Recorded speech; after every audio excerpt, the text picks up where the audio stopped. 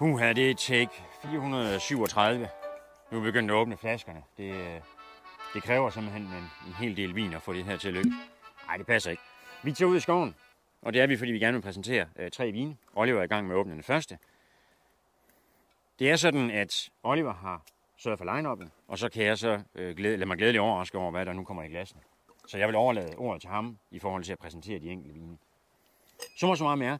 Det her det er lidt, kan man sige, vi sparker bolden lidt videre i samme retning fra vores Pinot Noir-video, hvor vi jo havde nogle, det er jo sådan, altså Pinot Noir er jo lidt lettere og lidt mere elegant, kan man sige, anslag. Og det er sådan set, kan man sige, vi sparker bolden lidt videre i den retning, fordi det er også forsøget her. Det skal ikke være alt for tungt, det skal være frisk, det skal være juicy, det skal være relativt umiddelbart det her. Og derfor starter vi med en Chianti, så kommer der en Syrah, en lettere Syrah, og så kommer der en Barbadasco, som måske er den mest intense. Men som sagt, Olle har sørget for line-up'et, han vil ganske kort præsentere, og så vil vi prøve at snakke om den enkelte vin. Så velkommen til. Skål. Skål. Vi starter lige med at smage det nogle gange lidt nemmere, så kan vi bedre koncentrere os. Ja. Og jeg elsker det her simple, fine udtryk. Ja. Det er virkelig en fin Chianti. Men for lige kort at gennemgå dem sådan husene, så har vi Salichetto, som er en procent ligger i Toscana. De laver selvfølgelig Chianti, og det er det, vi har i glasset her. Ja. De laver også en masse andet. De laver også bag-in-box med fede etiketter. Aha, og fint. ja, virkelig fint. Ja, det kunne være fedt at få hjem, ja, okay. Og simpelthen få det smagt. Ja. Men det, der er rigtig fedt ved Salichetto, det er, at de laver Sangiovese-baserede vine, men laver dem generelt set relativt, kan man sige, drikkevenlige fra en start. Derfor er de også med her. Vi havde vin med på vores pizzaaften, vi havde sammen med Miami. Ja, det er rigtigt, ja. Og en vin, som rent faktisk også ved, at kommer på noget kampagne til jul. Forbavsende god vin til pengene. Så prøv lige at se her, jeg ved ikke, om I kan se det, men det er altså en dejlig let vin i farven. Og det er også det indtryk, jeg får i smagen. Tænker du ikke også Jo, det er helt klart. Altså, virkelig domineret af, nu siger jeg sådan lidt mere friske røde bær, synes jeg. Enig. Og meget fin garvesyre. Jeg vil sige, hvis man godt kan lide sådan lidt mere tør, simpel, burgundisk Pinot Noir, så prøv lige at ringe den her vin op ved lejlighed. Er ikke noget, man kan komme på tilbud til sådan noget hysterisk lav pris? Jo. Det er også derfor, vi ikke siger det. Okay. For så det passer ikke, så har vi ikke flere. Men den kommer på tilbud til jeg mener, det er en 100 kroner seddel ved et par flasker. Der kører sådan et flerstyks tilbud. Men virkelig en imponerende vin til pengene. Ja. Og et super fedt vinhus, man også kan tage ned og besøge. Så kan man sidde i deres vildmarksbad og kigge ud på vinmarkerne og drikke dejlig Chianti. Og det her det er jo en vin, når man er nede og snakker 100 kroner hjemme i Danmark, så er det nok en tand billigere dernede. Men det er jo en vin, hvor man godt kan tillade sig at drikke en halv flaske. Både inden maden og så til maden, og så en halv flaske efter maden. Ja, absolut.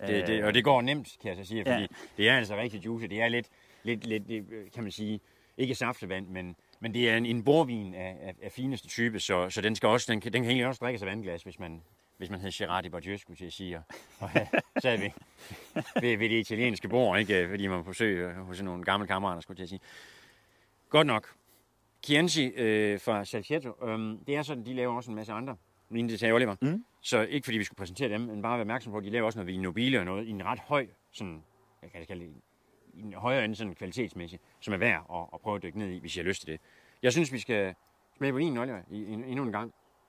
Jamen det er det med den halve flaske både før og efter, fordi det er svært at hælde ud. Ja. Der kan jeg se, Oliver, vores oste- og pølsebord, det kommer i rullen. Nej, det gør desværre.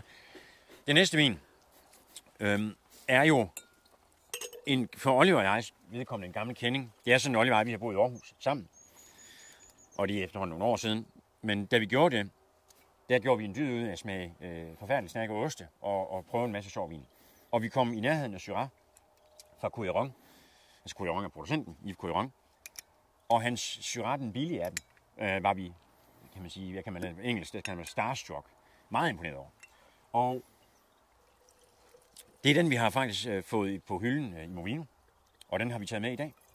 Fordi det er jo, hvad kan man sige, det er jo lige før man kan sige, at det næsten er Rhone, altså Rhone i Frankrig, smar på sådan en lidt lettere Chianti af type. Meget, meget dejlig vin, men lidt i samme ånd som Chianti, altså frisk, behagelig, fin garvesyre, store slurke, vandglas, hvis man ikke har andet, så kører det. Oliver, vil du ikke lige præsentere Yves Couilleron for vores seere? Jo. Yves Couilleron er en producent, som har produceret kan man sige, primært Syrah-drevede vine, eller producerer primært Syrah-drevede vine. Han laver derudover også nogle fantastiske hvidvine, altså Condrieu. Noget, vi har fået anbefalet til blandt andet dansk julemad. Jeg har ikke selv prøvet den kombination lige præcis med Condrieu. Jeg har prøvet det med andet hvid, men ikke lige præcis den kombination. En producent, som egentlig står, nu siger jeg, lidt i skyggen af nogle af de lidt mere kendte Rhône-producenter, som vi har repræsenteret herhjemme. Vi har jo Chabolet, som vi blandt andet har adgang til, som egentlig de ret store. Der er Chapoutier, som også er ret stor. Men her der har vi altså Yves Couilleron, en lidt mindre producent, har trods alt lavet vin i en del år, og laver så det her helt fantastiske, glade og venlige Syrah. Et godt eksempel på, når vi normalvis taler Côte d'Rhône herhjemme, så har folk jo en tendens til at tro, at det skal være mørkt og kraftigt og årets jagtvin og sådan ting. Men lige præcis den her Syrah, synes jeg rent faktisk repræsenterer noget helt andet. Meget enig. Et meget lettere udtryk, et meget mere, kan man sige, det er måske forkert at sige raffineret, men jeg ved ikke, hvordan jeg skal forklare det, men simpelthen et mere frisk, frugtdrevet udtryk, en utrolig velintegreret garvesyre, altså sådan helt, nu siger jeg, imponerende blød i sin stil. Virkelig et flot glas vin. Og den har et klassisk sådan lidt violer, lidt friskfærdet peber sammen med noget blomster og sådan noget. Det er en meget vidunderlig vin, og jeg vil sige, nu står vi herude i naturen, og jeg vil forestille mig faktisk, der er meget der er meget en forårsdag over det her. Altså det er næsten som om at dufte til en forårsdag. Det her vin er rigtig godt at sidde og hygge med. Jeg vil uden mad. Og jeg synes også, at det er noget, der kan gå til lidt lettere retter. Noget for eksempel, altså det vil være rigtig godt sådan en svin med citron. Måske hvis nogen måske laver hjemmelavet porchetta, flæskesteg, tror jeg faktisk, det kunne være godt til. Hvis man sørger for måske at friske det lidt op, så det ikke bliver alt for tungt, så er sådan noget som det her, det tror jeg, det vil gå rent ind. Jeg tror, at vi kan godt sige, at på trods af, at vi har adgang til mange dyrevine også, så vil jeg sige, sådan noget som det her står faktisk ofte højt på vores liste, hvis vi skal hygge med et glas inden maden, eller hvis vi har haft en lang vagt på arbejde, og vi lige skal give hinanden en skulderklap og skåle, så er sådan noget som det her altså et fantastisk dejligt glas vin. Jeg vil prøve at tage en slurk af det. Nu har jeg stået og snakket lidt for længe. Og blevet tør i halsen, ja. Jamen, der er noget befriende over at få virkelig velladet, kan man sige, velladet Syrah i det her tilfælde, men få noget velladet vin, som egentlig er, nu siger jeg, ukompliceret, men samtidig utrolig elegant. Og man sidder egentlig bare med fornemmelsen af, at sådan, man spekulerer egentlig bare på, om var der ikke en flaske nummer 2 også, vi skulle have gang i. Præcis. Du må have lagt en ekstra på køl, Ja, jamen altså, det er den fornemmelse, man sidder med. Man har lyst til at tage en tår mere. Man bliver ikke, kan man sige, tung af at sidde og drikke det. Nej. Det er, Ja, det er bare fedt, og nogle gange så kan man jo få lyst til at snakke meget længe om sådan nogle åbenbaringer som det her. Men vi skal jo også videre til næste vin, som er en Barbaresco. Jeg har lige været, men for ikke så længe siden har jeg været nede i området med min kæreste. Det var fantastisk dejligt. Og desværre nåede jeg ikke at besøge Charlo, men jeg glæder mig til at besøge vinen nu her. Charlo er en ny producent, vi har fået adgang til. Det ligger ved en grossist, der hedder Theis Vine. Og man må sige, det skal de trods alt have ros for, de har virkelig nogle gode ting. Og vi har valgt at tage Barbarescoen med. Mange har et lidt anstrengt forhold til Nebbiolo, og herunder også Barbaresco, Barolo, fordi det har typisk meget garvesyre. Men det her, som vi måske har teaset lidt undervejs i videoen, repræsenterer måske en lidt mere moderne stil, hvor man forsøger at lade frugten komme lidt frem, og så lade garvesyren træde lidt i baggrunden. Jeg finder lige et par glas, så kan du... Jeg vil komme en ganske kort anekdote omkring. Jeg tror, du har faktisk et glas stående derovre. Jeg har et glas her. Men en kort anekdote. Jeg var, som sagt, i Piemonte, og var i sådan en by, der hed La Mora, og der... Tak. Og der talte jeg med 2 herrer, der havde en vinbutik. Og jeg spurgte dem faktisk meget klart, og kontant skulle jeg til at sige, hvordan stilen egentlig er ved at udvikle sig i området. Og der sagde de faktisk præcis det, Oliver han siger. Så det var, det flugtede fuldstændig. At stilen faktisk bliver mere frisk, men man toner lidt ned på det der meget lavringsdygtige, eller det skal ligge 10 år i kælderen, før det overhovedet kan nydes. Nej, tværtimod, så går man i en meget mere frisk retning. Så det bliver næsten sådan lidt mere, det går nemlig en Pinot Noirske stil. Og det er faktisk ret interessant, fordi det åbner altså for mig at se for et publikum af vindrikkere, som måske tidligere har syntes, at Nebbiolo, det var i hvert fald for tørt. Her er man noget længere hen i retning af Pinot Noir, faktisk sådan stilmæssigt, at man nærmest er henne i sådan den der gamle, klassiske Barolo Barbaresco-stil. Oliver, hold da. Ja, jamen, jeg skulle lige... Jeg skulle lige samle mig, skulle til at sige. Ja. Det er måske lidt voldsomt, men imponerende duft. Godt nok. Ja, det er jo... Ja. Nogle af de her vine har vi jo selvfølgelig smagt, og derfor har vi også valgt dem. Men nogle af tingene, blandt andet Barbarescoen, det er, vil jeg sige, 3-4 måneder siden, vi sidst har haft næsen i det. Så derfor så kan man nogle gange godt blive positiv overrasket over. Vi har totalt adgang til en del vin, så det er ikke altid, vi får alle vinene smagt inden for den seneste uge. Helt imponerende. Ja, det Charlo er også interessant omkring ham, er også, han er rent faktisk præsident for den nye i Piemonte, der er kommet en ny appellation, som hedder Nizza. En Barbera-stil, som måske er en lille smule mere smagfuld. Og der er han rent faktisk formand for det, og det vidner måske om, at de øvrige producenter af Piemonte også kipper med hatten. Nu har han ikke cowboyhat på, og jeg har sixpence. Men det er også værd at gøre, fordi det er virkelig en imponerende vin. Ja, Hans, nu er det her hans Barbaresco. Vi har også en Langhe Nebbiolo fra ham.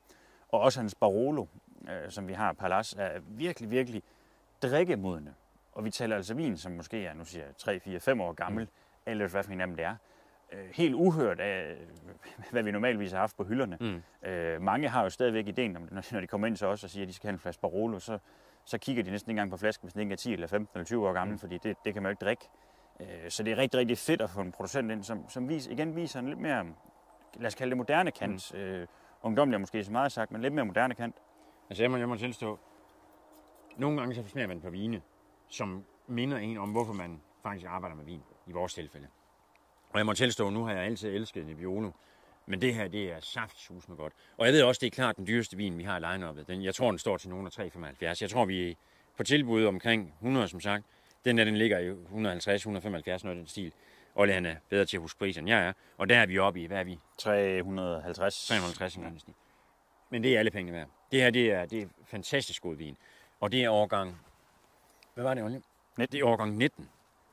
Men for søren en god vin. Altså, i duften har du nellik, du har sådan nogle lidt orientalske krydderier, du har frisk frugt, du har lidt de der tertiærnoter, sådan lidt rosenblad. Den er sådan lidt brunlig i det, som Nebbiolo godt kan være, når den lige får bare lige et par år på alderen, eller på banen. Meget, meget, meget fin duft. Meget, meget, meget fin duft. Sådan en virkelig charmerende duft. Altså eftertænksomhed, anspor eftertænksomhed. Og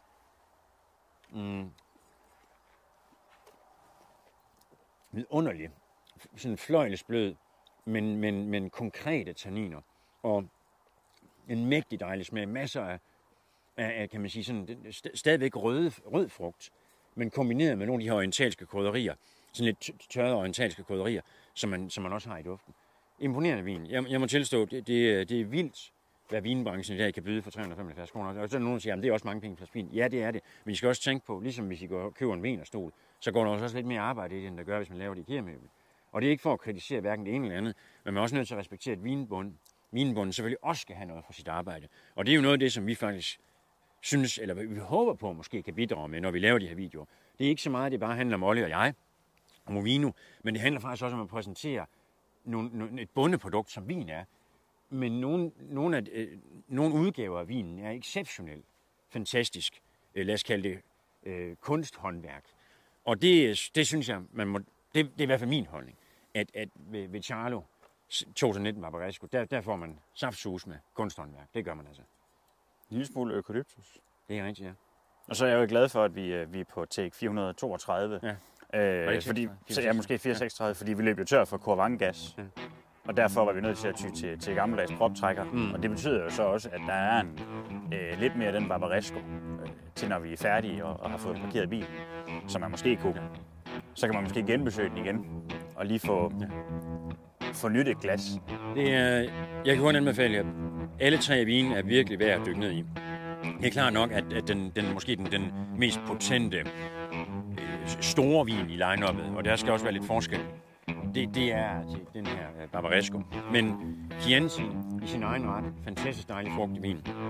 Syrah fra Couilleron, magisk finesse og kan man sige, forårsdag i duften. Og så har du Barbarescoen, som man må bare tilstå, det er eftertænksomhed, og det er Det er faktisk lige før man kan fælde en lille tårer, fordi det er meget, meget smukt, at man faktisk som levende menneske har mulighed for 375 kroner at få så fin vin.